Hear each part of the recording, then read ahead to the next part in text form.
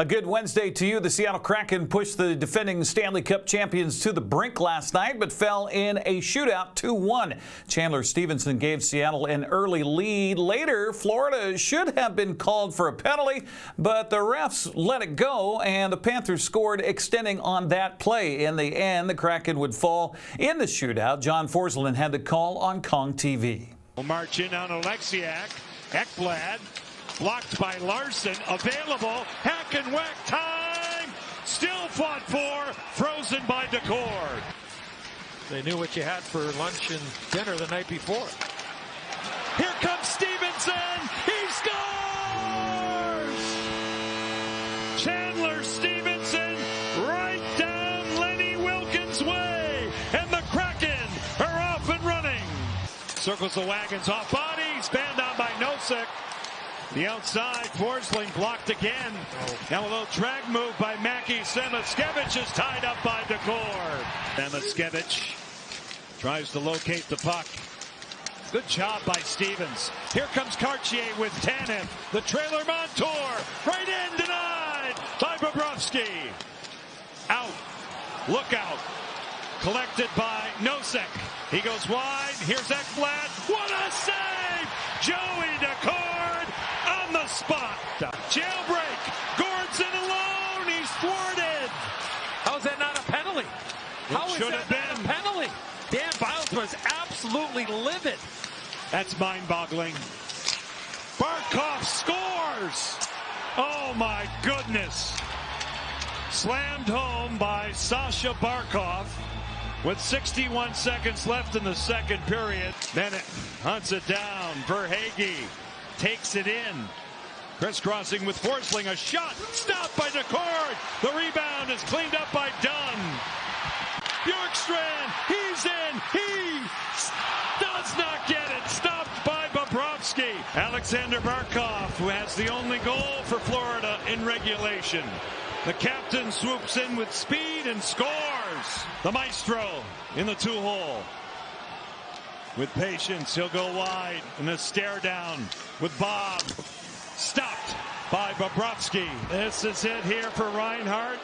Should he score? If not, we move along. Reinhart scores. Florida wins in the shootout. While the Kraken were happy to get a point, they felt things should have gone differently against the defending champs. We had our looks. Joey stood on his head and gave us a chance. He played great. So, yeah, we'll take the point. Obviously, it would have been nice, but at the same time, it's still did some good things, but I think we'll just look to be better next game.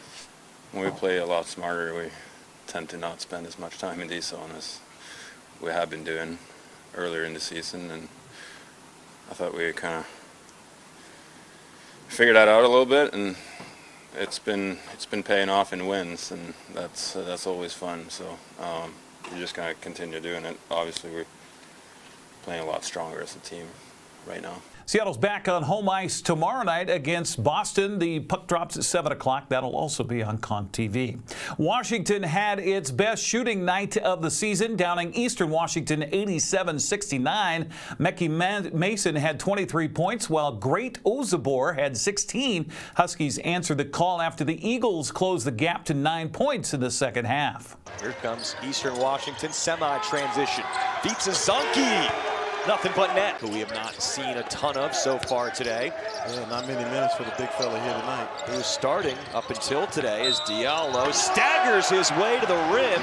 He's fouled, and he completes the play. You got to get some dribble penetration to get somebody to flash to that high post. You got to make the zone collapse. Right now, Washington is just passing it around the perimeter. And I guess whistle on the corner three, and Mason has a chance for 4. Only 6 field goal attempts to your point there, as you see from Andrew Cook. Yeah, I think Washington should run something for Mason again, and they do. Can he off get the another curl, Mason again, up to 21. Straight on, Makai Mason, do your thing, baby. They're down 20 with under 5 minutes to play right now, so they got to get something going here. And too much dribbling by Mason Williams right there, and as a result, he turns it over. Iheanacho, the pickpocket. Here is King allowed two out of the pack. What a performance for Washington offensively. Their two best shooting halves of the season against the Division I opponent. In women's college basketball tonight, Washington State hosts BYU at 6 o'clock on ESPN+.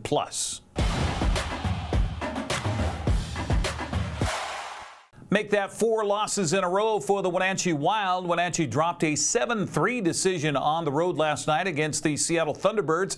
The home team used a big third period to widen the gap in the victory.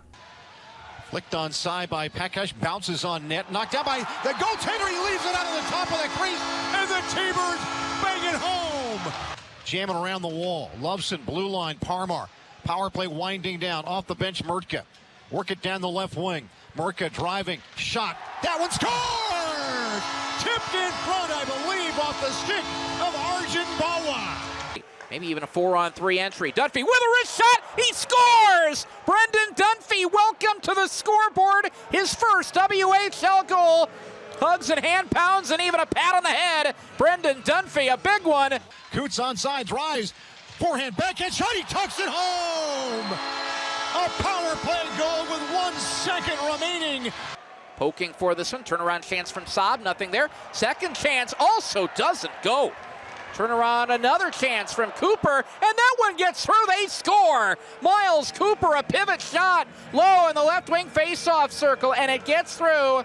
Luca Sherbina with the last touch and the tally. A 3-game point streak for Mr. Sherbina. Take it down the half wall, looking to center it. Takes it behind the net, throws it in front. Backhand slipped on net. Rebound, Coots jamming the crease, and they will score!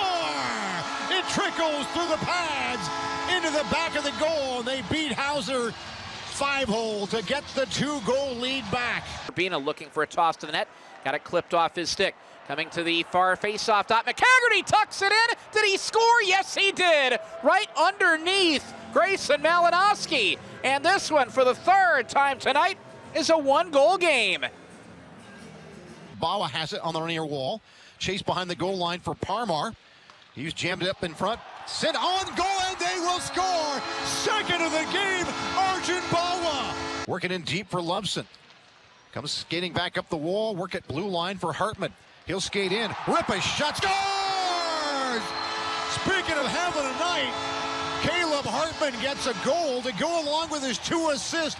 Work it deep down the boards. Back up top to Murtka at the blue line. A shot to traffic, and he will score. What a shot by Radim Murtka. Giroir will dump it out to center ice. That should do it. 2 seconds, 1. The horn will sound. The T-Birds will pick up the win.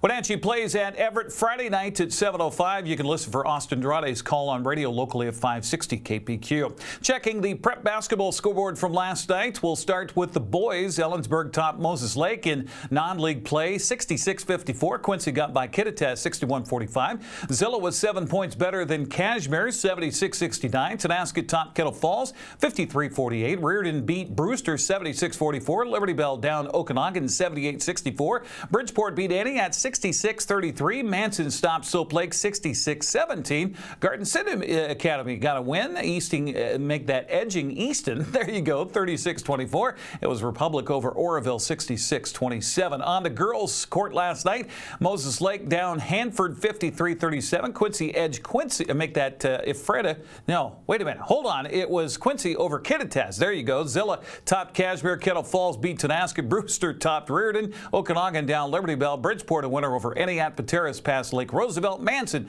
top Soap Lake. Republic beat Oroville. Waterville Mansfield took care of Wilbur. Creston Keller 57-26. Couple of games on tap tonight. Omak is the location. Cascade the visitors. The girls first. The boys will follow at 7:15. Quincy High School is the site for a double duel in CWAC wrestling tonight.